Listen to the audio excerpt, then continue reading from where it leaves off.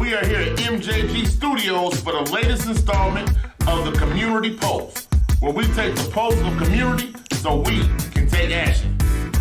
Welcome to PCS's MJG Studios. This is the Community Pulse. Hello, everyone, and welcome back to the Community Pulse, where we take the pulse of the community so we can take action. I am today's host, Lakeisha Webb, and I am here with an exceptional person today, someone that I know personally, and I feel like this is going to be one of those good girlfriend conversations. We're going to learn so much. So I don't know if you drink tea or coffee, get that together, pull up, because we're going to have some conversations today.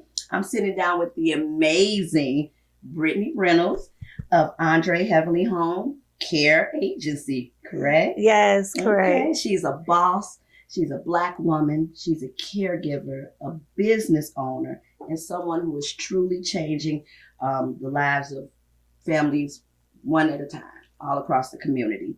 We're going to talk about how she got started, why home care is personal to her, and how keeping things joyful even on hard days. Of course, we're going to laugh a little. We're going to learn a lot and leave feeling inspired. So, Brittany, welcome to the Community Pulse. Thank you, guys. Okay. Thanks for having me. I'm excited. Thank you. Okay, so let's get into it. Let's start with the name. It is so unique. Andre Heavenly Homecare. It's beautiful. What's the story and the inspiration behind it? Oh, I'm glad you asked, because people often call like, can I speak to Andre? I'm like, I want to speak to him too. If he come back alive, call me. So okay. Andre is my little brother. He was murdered in 2011.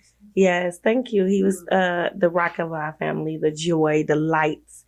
He lifted you when you were down all the time. I'll be having an awful day, and Andre will come out of nowhere and hug me like, oh, it's okay, sis. One of my brothers that helped me move into my very first apartment. One of my brothers, one of the many, because my mom had 11 kids. Right. One of the many to help babysit my kids because I've had them at a young age. Right. Not our very first close loss, because we lost our grandma first, but Andre was close because that was our brother. Mm-hmm. That was, Absolutely. So it hurted. And I wanted to honor him, Absolutely. He would have supported me through anything. So I needed to honor him. What a special way to do that. Yes, I had to keep my baby name alive. Okay, so let's get into what inspired you to go into home health. You know where we worked at. I do know our background. And then to take it on as an entrepreneur, in the entrepreneurial spirit, where did that come from? I just feel like the pandemic shifted us. We couldn't give the care. It was always a rush. We was always understaffed. We couldn't give that care like we usually do. You know how we cared. Absolutely. It totally shifted. Yes, it did. So that kind of shifted my mindset, and the work environment was different. And it was just like, I still want to care for people. Right. I asked God, like, what is a way that I could still care for people without being in a hospital setting? Absolutely. And he gave me this idea when I was in my 20s, and I had the funds to start it. And my cousin was like, you always wanted to do it. You talk about it. Mm-hmm. You have the money. Do it. I'm like, okay. Why not? Why not? So okay, that is awesome. So for someone who's never heard of home care, we take for granted that people know. Yeah. But a lot of times people they don't know about it until they're put in that situation. So for someone who's been on a healthy path, their family's been healthy, everything's been going good, and now they're in a situation where they may need some help. What does that look like? It look like now they finna rush. Y'all know who y'all are. Okay. And it looks like, oh my God, mom need help. They wait until the very end. If you find out mom is in early stage of onset Alzheimer's or dementia, start looking for that care now, because it gets harder than easier. Absolutely. Let's introduce them sooner.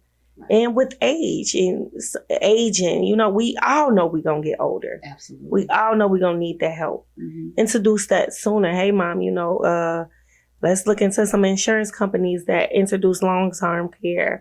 Or let's look into Medicaid, Medicare, so we could start the process now. Let's not wait till we super ill having those conversations. Yes. So conversations is very much needed. I know death in nursing homes and long-term care, all that is scary, but them conversations are so needed sooner than later. Absolutely. I'm looking at the audience because I need y'all to understand, like, because people wait, for the longest, and then they be forced to put their parents in nursing homes. Mm-hmm. They be forced to do stuff that they don't want to, or other family members don't want to help because the caregiver burnout, that is so real, people. Oh, I'm experiencing it right now. Oh my God, really? My mother became disabled when I was 13. Oh my God. I'm an only child. I've been her caregiver. Now she wasn't like, her health has deteriorated over time, but primary sole caregiver for her. And then my elderly aunt, her daughter, and her husband. So currently I have 4 patients. Oh my God. So when I came out of the hospital setting, I went in with a labor of love with my own family, which was something I was always doing. Yeah. I've recently written a book about caregiving and how that support and things like, what that looks like. So it is, what you're saying is so important. It is. And like, you see it here first, ladies and gentlemen. She said, it's a lot. And then you become resentful because you working a 9 to 5. Then you going home, you want to relax. Mm-hmm. Now you doing another 9 to 5. You clock in when you just clock in. Out. Yes. So you don't have no me time. So it becomes overwhelming. Family not helping like they should. So you becoming resentful to them. It's just a bunch of everything that could be avoided if y'all come sit and talk to me. Okay. And please do, because I'm coming from someone who has had to have those difficult conversations, not only with the patient or the person that's ill, the other family. And when they say, well, everyone's life is going on. Who wants to halt everything they have going on to be a sole caregiver for someone? So that is a labor of love. Yes. And I commend anyone who has the heart and spirit for it. And if you do, how does someone get into caregiving? Oh, if you just call us. Even if you wanted to be a preferred worker, you could get paid to care for your loved one. Mm-hmm. You really could. All you got to do is call. We do the application, the background check, real simple, real easy. Mm-hmm. You may have to get fingerprinted. But we pay for the fingerprinting. And we'll get you in there. Make sure you get the proper training. We specialize in dementia and Alzheimer. I pride myself in that. Okay. I took a class. I got a certificate, and I always stay educated with my hours and finding different ways to stay educated with that alone, that area, that little umbrella. I'm so interested in. Absolutely. Like, how can one's brain just deteriorate? What could we do to help them? Mm-hmm. So that became one of my main interests in this, because I see a lot of people like, that's not my mom. I know that's not. Right. It's her illness. Do you like support or train in those areas? Yes. Okay. So I'm on call if my caregiver is there with a patient with dementia and Alzheimer's. Mm-hmm. They could call me anytime. Wonderful. Anytime, because I want them to feel comfortable with caring, for that person. Absolutely. And not get lost in it. Absolutely. I want to pivot just a little bit. Okay. And I want to just talk about you being a Black woman. Amen. Business owner and starting to make those moves. What has that journey been like for you? It's been up and down. Let me tell you why, because before I decided to do this, I know I wanted to stay in the healthcare field. Right. But change settings and wanted to be my own boss. I did not take business classes. I did not take financial classes. So that became a little challenging because I'm learning as I go. Right. And then it's not a lot of people that help. Right. Okay. So where did you? So you're basically getting this out of the mud. You're building this from the ground. Yep. Without the resources, so you're actually building the blueprint. Yep. Okay. Yep, by myself. Unfortunately, I'm not financially fortunate like everybody else yet. Yeah, we don't have to yet. Speaking as it so. Yes, so I had to literally everything, procedure and policy. I wrote it myself. Documents, my little timesheets. I built them myself. Like, even to this day, people be like, yeah, I'm gonna just pay somebody. They'll give me a day or two. I'll figure it out. Okay, so much into the consulting. So yes. if there are other business owners in that field that are starting out, they can contact you. They definitely contact me. People call me for everything, and I definitely help them with billing, like little questions problems they have. I kind of like try to fix it for them or get them an idea like, let's do it this way, calm down, relax. Exactly. That mentorship is so important. Yes, it's so important. Okay. What are some common misconceptions people have about home care? All caregivers are bad. Talk about it. People gonna come in your house and steal. Ooh. That is like, no, I don't think, everybody not like that. I'm gonna tell you, everybody not like that. And I choose wisely. The moment I hear, I got a heart and an ear. So the moment I hear that my caregiver is talking about her life too much, I'm pulling them. Cause why, no. Don't burden them with your sorrows. They have their own problems. Absolutely. They don't need your problems on top of theirs. You there to help them, listen to them. You're not there to if they ask you, I tell them don't get too personal, please. Cause they older. They old, baby. She ain't had the bus fare, No, she getting paid to care for you. Absolutely. She ain't working for free, sweetheart. That's something I could, when I decided to pull out and go back to work, which I'm doing right now. Amen. And that was, we can circle back to that.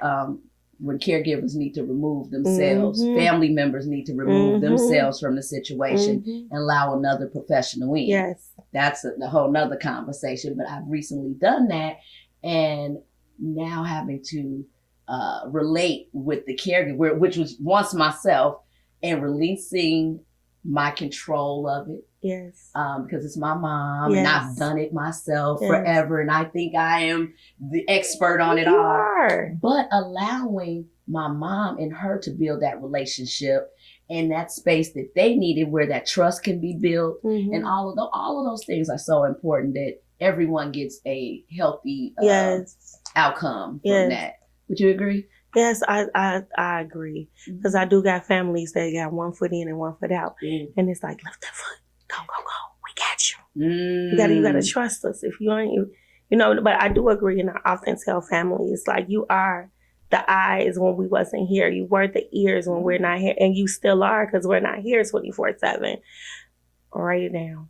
And that is another thing, just coming from being that type of agency, where that open door policy, where when I am anxious and turning my mother's care over to someone else, and that anxiety that I build up, when I can speak to someone and they're comfortable and they're knowledgeable, and they can reassure the family that they're in good hands. That's very important. It is I have to often tell my families that, like, you have to trust us. If you don't trust us, it's not going to work out. You have to write a to-do list. Absolutely. If you feel like the caregiver not doing enough, write a to-do list that's in our protocol. We ain't lifting no furniture moving. We got a deep cleaning service on the side, but we ain't. That's a la carte. Right. She ain't finna clean out your refrigerator. She can't do that. But write a to-do list. Okay. And let's start slow. Oh. And that's even important for our seniors. Yes. Talking to your family members about what it looks like when this person's coming into your home. You didn't get an indentured servant. Yep. You have some help. That's it. Okay. Yeah. I gotta tell people all the time. Y'all don't understand the conversation. I have it before when we do the initial consultation, in the middle of the. Now, you sure? I'm sure. It's a fluid conversation. It never ends. It never ends. You gotta constantly remind them, but I lay the rules down in the beginning, because I don't want, and then that's another thing too. When people do realize that I'm a young Black woman, some people do take advantage of me, and that, yes. Okay. So how do you handle that?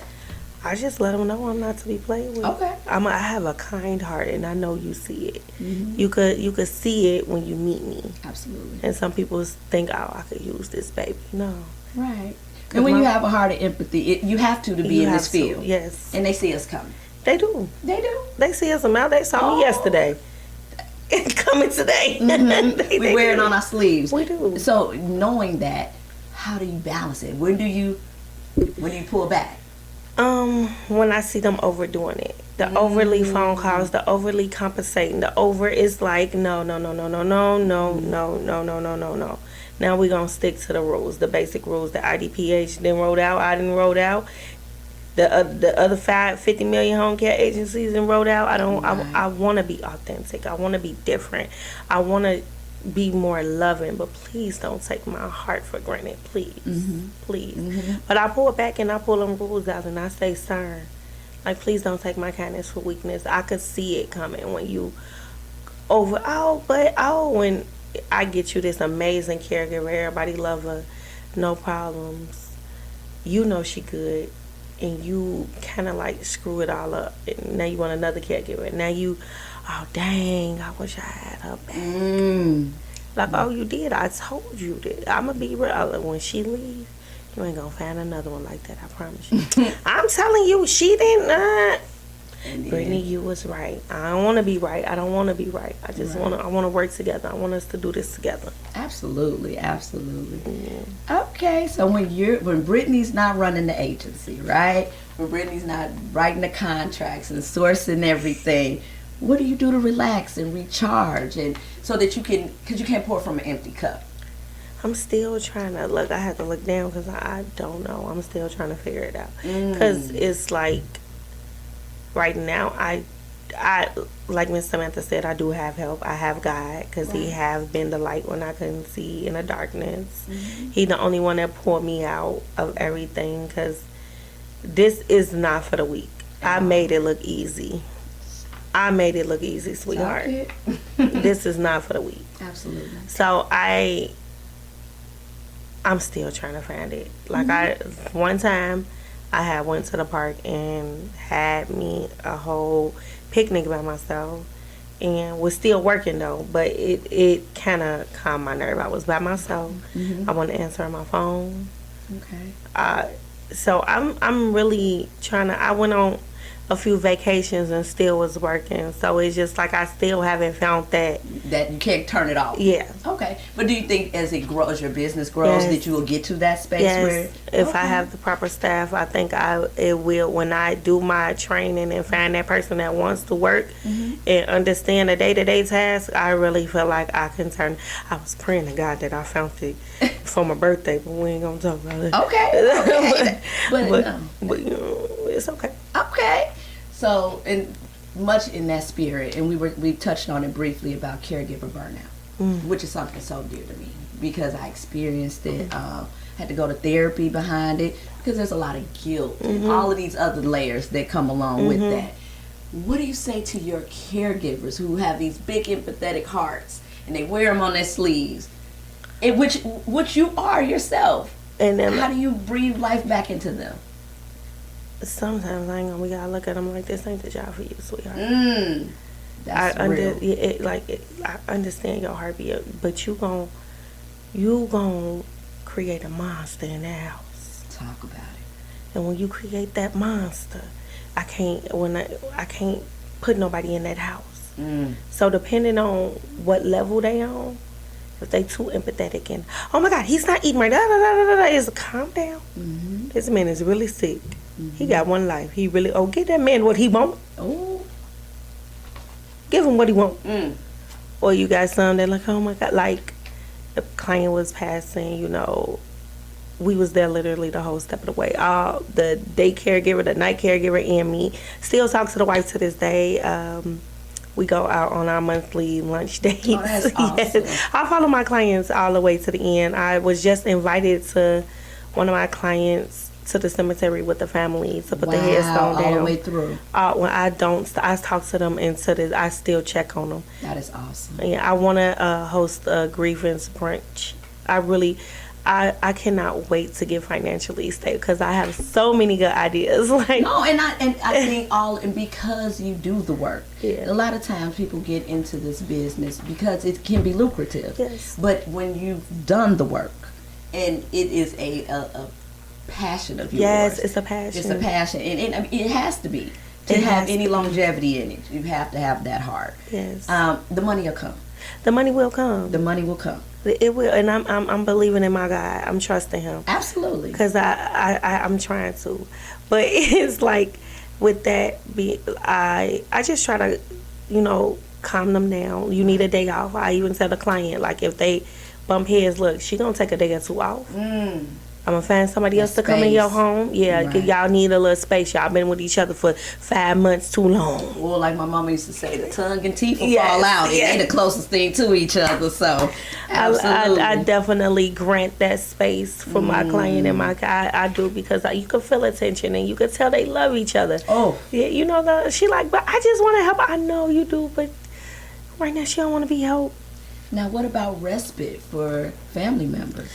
We offered that too. So if you are going on vacation, or you just call us. Our weekend care. You need that little break, right? So that's another thing. I think you should let the listeners know that it doesn't have to be a long term. It doesn't. We offer respite care. Okay. It could be out of pocket. And yeah, private pay too. If you don't say private pay, people don't know. We accept, on top of insurance, we accept private pay. Right. I'm in a situation much like that. My family members, they were frugal. They managed their money well. But now that they've aged and they're in this population where it's either home health care or a facility, now all of that frugalness and penny pinching and saving away for a rainy day could go away, and it's one of the spouses, not both. So now we're looking at the other spouse who's not as ill as the one potentially having to uproot their lives as well. So now it goes from one person having to be in a facility to two. Yep. And that's clearly off of financials. So what do you say to your clients who are facing such hard financial situations with the aging? That's the blessing of home care, because we don't take a big chunk of your money. And then us coming in doing the stuff that we do, the light housekeeping, the meal preparation, the medicine reminder, the personal care, the running your errands, that prevents a lot of stuff. That prevents the falls, because we could set it up next to your bed when we leave, the meals, the medicine, we can run them errands. You ain't got to go nowhere, Miss James. We're going to run over here and get your medicine, set it next to you. So that'll break some of that financial burden. Definitely alleviate some Yes, it will, because you don't have to spend all your whole savings up in a nursing home. Now you got to put the house up and stuff like that. You could transition comfortably. It's keeping our seniors in home. In your home. Absolutely. That's even if you transition. Exactly, but because home ownership was also so hard for our people to, obtain, and now that we have that, we don't want to lose. Those are generational wealth, and we want to keep those in families. Okay. Yes. So Brittany, for folks who are looking for more information on how to get in contact with you, how would they do that? So you can call me at 708-960-4529. You could go to our website, aheavenlyhomecare.com. But you could call. We always answer. Always answer. Yeah, we got the 24-hour receptions. When I say me around the clock. Right. We own it. I'm on it. People are like, dang, you call back fast. I'm on it. Hey. I take what I do serious and personal. I was my mom caregiver before she passed. Okay. And my sister. I done taught my family how to do it all. They be like, so this how you do? This how we do it. This how we do it. I just had a conversation with my cousin. She was like, you do all of yes, ma'am. Wound care, all of the things. So and which can be scary for some family members who've never seen that before, which is something I'm dealing with now. They've never seen a wound. So do you coach family members through, not necessarily on how, because we're not medical, but just in comforting them, reassuring them that there's something they can do? Listen, if I can do it, you can do it. Then I know, how we know our little tricks for smells and stuff. Oh, yeah. I'll be here. They what? Yes, you can do this too. Put that in the mask. Yes. Okay. Get a little foot powder on that fungus, throw that on there until you get that in the satin, girl. Look, Hey. I be listening. Put the plastic bag on your foot so you get the 10 holes on. Okay, yes. I get them all the tricks and trades. Like, look, when there's a will, there's a way, and it's fine. It's a little. They body hurts because they moving, or they, But if we move fast, you got you holding them. I'm doing this, in and out, in and out, in and out. And before we go into that, when we come back, we're gonna talk about, just a little bit more about the client. So we're gonna pause for a quick moment, and we'll come back to that. Okay. All right. Thank you. In February 2025, Proactive Community Services, PCS, proudly marks 20 years of dedicated service to our community. Over the past 2 decades, PCS has been at the forefront of addressing critical health and social challenges, empowering individuals through comprehensive support and fostering lasting change. From providing essential health services and HIV care to offering job readiness programs and harm reduction initiatives, our mission to proactively make a difference has guided our work every step of the way.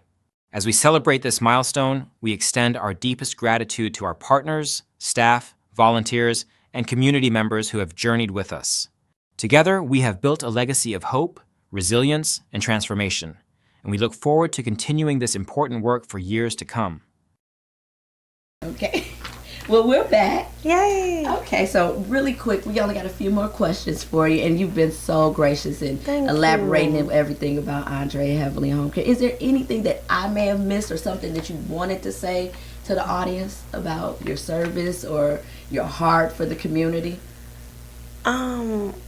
Not that I could think of right now. Okay. I love your questions. They get me to open up. And I ain't gonna lie, y'all, I was a little nervous. Just this one. This was the beautiful thing. She didn't remember me in the beginning, but I remembered her, and that's why I wanted to reach out to you, because your heart showed. Thank you. 10 years ago, when we were just co-workers. We were working in the mental health hallway. You didn't know me from a can of paint. I didn't know you. However, your heart and your compassion showed through. And to see what you're doing, I couldn't help but, have you come on and talk about what you're doing. You. So it is big. It's huge. And the community needs it.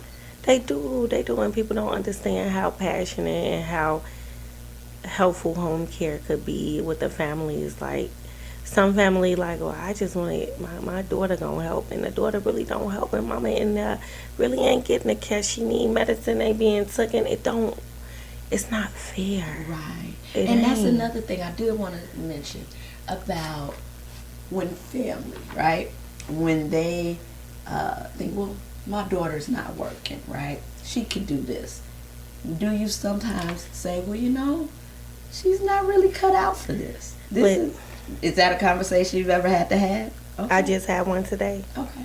So one of my clients, his I want to say girlfriend, I don't know but she helps him, the only one that helps him. So she care for him a lot. So we go over his service plan, I swear to God, at least daily. I'm like, girl, what we talking about that? Right. But I love her to death. So, and I'm happy to do it with her. So she was like, well, his daughter. Now, I talk to my clients a lot, and that consultation should last 30 minutes. I'm in there 2 hours tops. I'm listening. When I tell you I'm listening, I'm listening. Because what's not being said is where the details are.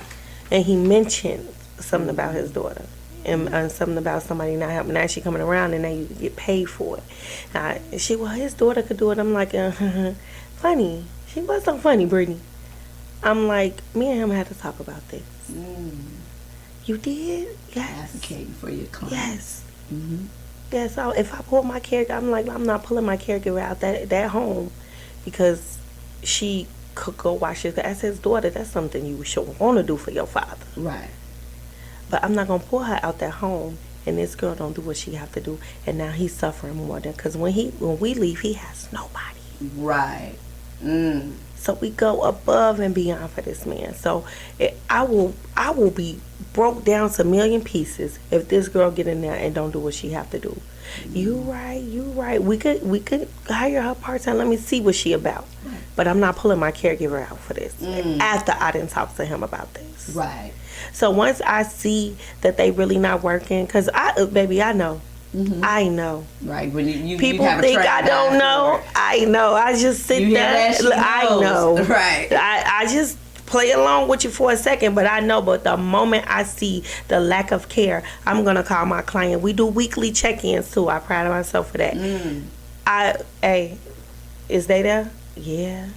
Call me when they leave. Text me. You know the rules. You know what's going on. If you are not comfortable, please do not sit in that discomfort, and you know you need that help. Absolutely. I don't play that. I got a big heart, but I don't play at the same time. Empowering your clients to do. Okay. I encourage them to speak. This is your care. I encourage you to speak up. Absolutely. I could speak up for you. I'm an advocate for you, but you gotta back me up. Absolutely. Have and my back. That's something in itself too. Yes. I did want to touch on this because I have seen this a lot, and the population's changing. It's getting younger and younger. So what does that look like with your agency, with the younger population who handle being ill differently? With men, you stubborn men, you. It's hard. Y'all make it so hard for us. Because it's like they rush out. I used to do that. You used to. Right. Let me help you. So you going to injure yourself more. Let us help. Let them help. Let us help. That's all I've asked. Women, it's more so depressing because it's like I lost my effort. Like, I'm not myself. I'm so young. You are yourself. Please don't let this disableness define you. This is not you. Right. It's not. Come on, get up, do your hair. Well, I'm very encouraging. I'm even texting them. A client text Brittany, I just get up and do your hair and go for a walk. So we're talking about the whole patient. Yes. Now, okay. Yes, get up. Okay. I'm not playing. I love the holistic approach. You're right. I don't play. Because I'm like, you young, you beautiful. Please don't. The caregiver could go with you. You know, let's shift some out. So we're taking them to get their hair done, things like that. Sit with them, and wonderful. I encourage my caregivers to encourage my younger clients. Absolutely, because this could be a very long, tedious road, and I think it's very important to show them the quality of life. Yes, it is, and I tell them, like, before they even go in this home, look, she young, he young. Sometimes this illness can make them depressed. Sometimes it can make them angry. That's what you are for.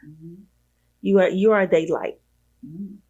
So when you see that she's not eating or she's not, like my client call me like, your caregiver order herself Popeyes and not myself and not me.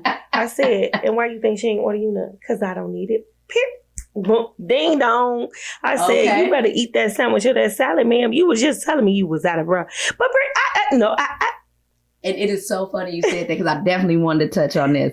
Where the thin line between empathy and being a, what's the word I want to say? Where you become more of a hindrance to the client, where you're overly helpful. You get what I'm saying? Now it's becoming a problem. You get what I'm saying? When I first started. And then you becoming an enabler. Yes. When I first started, I was definitely, when I first started my agency, I had 2 or 3 clients I became an enabler for. To the fact, I had to stop, to the fact that I had to let her go. And it hurted me so bad. Like I had to talk to her daughter, and my caregiver got into it because the daughter now wanted to take care of her mom because we wasn't doing it right. Oh, baby. I didn't snap unprofessionally, but I had to because your mother called me in the middle of the night and I get out of my bed or I DoorDash her food from my pocket after paying for her caregiver. When I say I was going above and beyond, I'm like, how dare you disrespect me like that? So I had to cut them all off. So when you have that, how do you care for your heart after that? How do you get back up and then put it all on the line for the next client? I just learned how to tell a difference. I taught myself, like, you have to put your heart aside for 2 seconds. Listen. Because I talk a lot and I want people to see my heart and how can we help you? What needs to you? Show me around the house. Tell me about yourself. Right. Where your kids at? What's going on? I became a listener now. so I could do after you listen. Yep. That's something that I struggled with myself. I was definitely an enabler because I didn't know what it all looked like. So to me, saying yes to everything, just being as agreeable as possible, I thought that was caregiving. No. And I could quickly find out that's the quickest way. Yes, when I tell you the lady stop going out, and I'm like, oh no, I'm really making her. I'm the problem at this point. Absolutely. And then they'll relinquish everything to you. Right. I'm the problem in this. And then I always felt like if I don't say yes, they're going to give me a bad rating. I don't care about that bad rating no more. Because I know my heart is pure. And the quality of healthcare that you're getting. Because sometimes the no is the medicine. Yes, it is. Yeah. It is. And it's just like, I'm not finna let you use or abuse me or my caregivers. Like, I'm going to advocate for them as well. I am. Because some of them, I have one that cried at the drop of a dime. And it's like, oh my God, girl, stop crying. But you know, though, sometimes with the population, they are the sweetest people, but they wear their hearts on their sleeve. They wear their hearts on their sleeve, and I'm like, you have to stop doing this. But toughen them up. Yeah, but she's so passionate about it. And then I'm like, I understand, but like, you know, but I'm her advocate as well. Sometimes they can see her heart a mile away, and I'm like, look, no, you're not going to do this. Nobody. How awesome that she has you. Because, you know, some people just send you out there and they do. The world will eat you up. So I'm glad your caregivers have you. So I'm so happy you came by and we had this great conversation. I hope this is the beginning of more conversation. Oh, it definitely is. I'm very grateful to be here. I really am. This is, when I say motivational. Okay. Motivational, honestly. Okay. Well, you would say that you would encourage other business owners to come over. I will encourage you to run over. Okay. Contact do what you have to do and come over. Honestly, it's good exposure for your business. You get to talk and have a genuine conversation. You don't feel, okay. I felt relaxed. I love it. And I'm glad you stopped by and was able to share Andre it's really long. Andre Heavenly Homecare Agency. Thank you. Yep. And this is Miss Brittany Reynolds. Thank you for being a guest. And I'm Lakeisha Webb. And you all have a great evening. Thank you, guys.